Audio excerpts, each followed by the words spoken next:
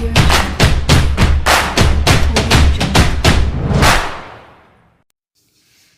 नज़्म मोहब्बत का आखिरी साइबान।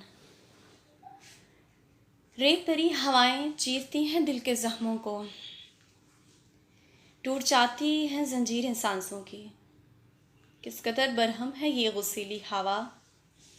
ए मेरी मोहब्बत के आखिरी साइबान, मुझे ले चल किसी ऐसे साहिल समुंदर पर जहाँ मैं दिल का गुबार धो सकूं। सफाक मंजर की दलदल आंखों के आईने से उतर जाए, मैं भागती रहूं देर तक, दूर तक,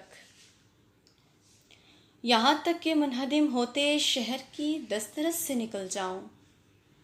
सभी यादों और वादों को कुचलते हुए, दिल और ज़हन की आलूदगी में लिथड़े हुए शहर से दूर एक सब्ज़ जंगल है,